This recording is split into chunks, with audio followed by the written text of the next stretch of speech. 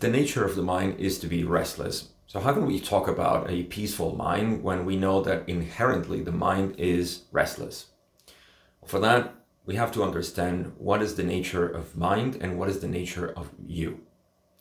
As I said just now, the nature of mind is to be agitated, to be restless.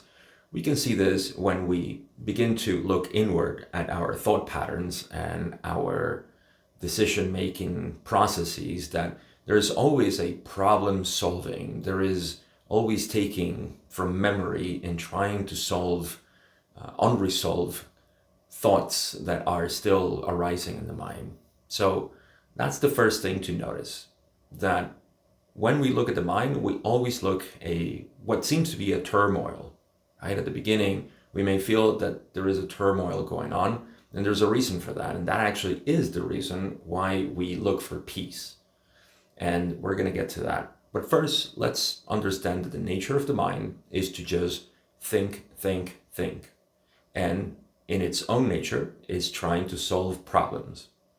So again, when you look inside, it's not uncommon at all that we're trying to solve, to plan, to organize, to control, to manipulate variables and so on, because that's what the mind is naturally doing. So, big relief here, nothing unusual or uncommon. That is what all minds do. It is a problem-solving tool that we possess. So again, if you want to pause this video and check this for yourself, we're all about direct experience here in this channel. We're all about exploring directly what we're talking about. So if you want to pause the video and realize that, or maybe let the video play, and notice that your mind is always trying to solve, maybe even my own words, trying to put it into context, categorize it, compare it to other teachings. It's trying to do something. Just watch it and know that that is what the mind does. Again, no surprise that whenever we go inwardly, so to speak, just to understand our inner world, that's what we find.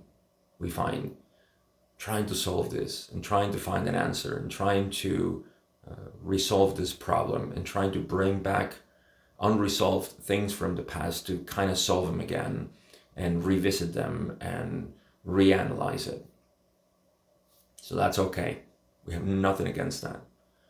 Plus, we cannot avoid that because that is the nature of the mind. Now, why do we speak about peace when that's what we have? Aren't we doomed by this mind always being restless? Are we doomed to be always agitated and without peace? Well, that's where this teaching comes in. And it wants to differentiate something that we haven't paid attention to, which is identity. That's why we always say, you are not the mind, right? So if you're not the mind, we also need to check that in experience. And we now want to understand the nature of ourselves. We are the ones that decide, I'm going to take a look at my mind. I'm going to bring peace to my mind. Right? If you listen to the language, there is I and my. So the mind is not what I am. Even when I speak, I say that.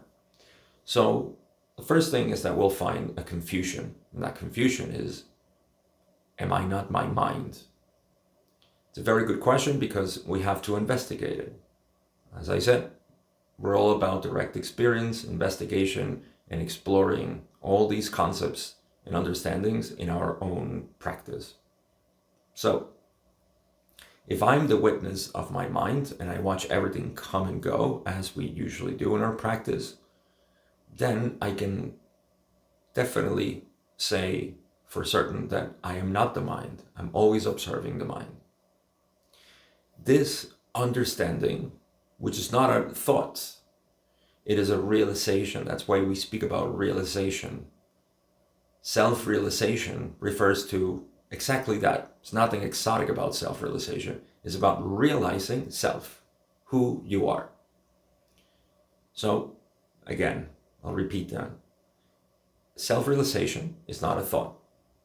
Realizing who you are is not a thought.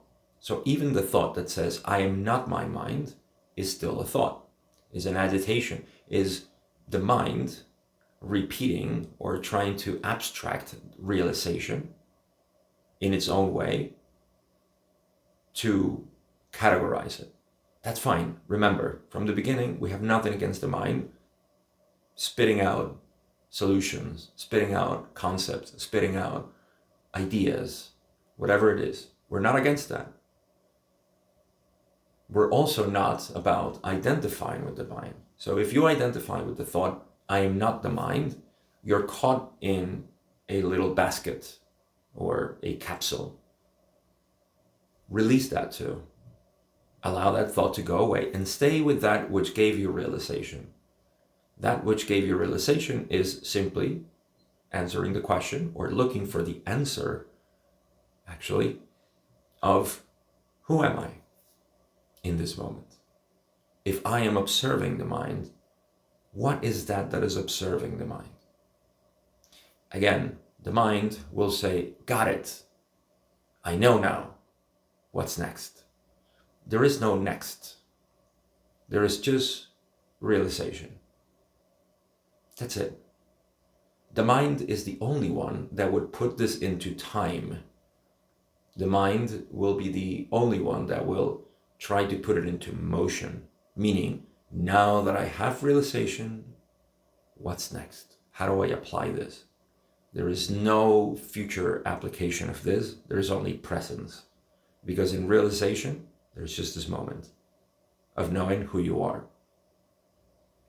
And again, the mind will come back with processes. So how do I use this to resolve my trauma? How do I use this to do this and that and so on? Because again, remember what I said at the beginning? The mind just wants to resolve things. We are just interested in realization. We don't solve problems. That's what the mind does. We trust the mind for that. But you see, when you identify with the mind, when it says, how can I do this? Then you're caught again in the mind. Just bring back your attention to realization, to presence, and stay there. You see, we're not battling the mind here. We're not taking anything away. What we're taking away is that which causes the confusion in the mind, which is the doer, the one that does, and it's always in charge, and it needs to control. That's what we're taking back, identity. By doing this, something magical happens that you can taste in the moment every time you realize the self. You realize yourself beyond the mind, beyond concepts, beyond thoughts. That's peace. Every time you get a taste of your true self, not with the thought, I'm not my mind, or I am the self, or whatever thought arises, you let that thought simply drift away as every other thought that comes and goes, and stay with realization of that which is witnessing experience, that which is observing, the awareness in which all these thoughts are arising, all these problem-solving patterns and so on. You stay with that. And you may be dragged by the mind again. That's okay. You bring back attention to its source. And you bring it back again. Through this process, which we call connection with ourselves, then there is peace. Not only in the moment, which we taste, and we see that there is peace beyond the mind, which is you. Remember, it's not something that you reached out to. It's something that you revealed as you.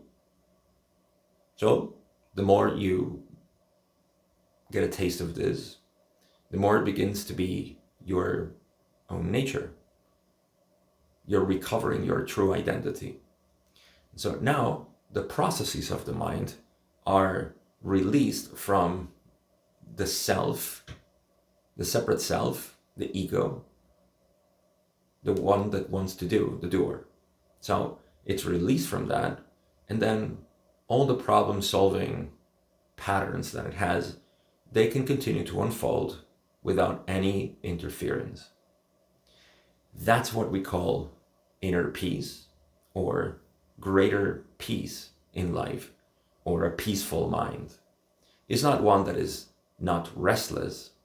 It is one that has no interference from a shadow self that is trying to always mediate, it's trying to always control and use the tools of the mind for its own benefit. That's what causes the interference. And it only requires that you realize who you truly are, which dissolves automatically that ego self that wants to take things for its own benefit and so on. One single step, one single thing, which is realization, and it's not difficult. That's what brings a peaceful mind.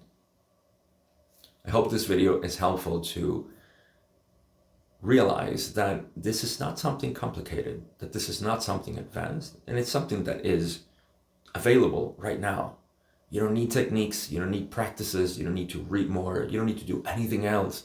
All you need to do is to become very curious about your own experience and reveal that which is always present. We say that is behind, beyond the mind, as if it was a sort of distance from the mind. Actually not, is the whole environment in which every single experience appears, and you call it I, myself. That is the only thing that is required, and it'll show you that it has all the answers of everything you have been learning up until this point, and everything that you want actually from your heart in your future, which is a peaceful, joyful, harmonious, loving being. Once again, I hope the video is helpful. If you need help, more help, in the description you can find links that can guide you to that. I hope to see you there.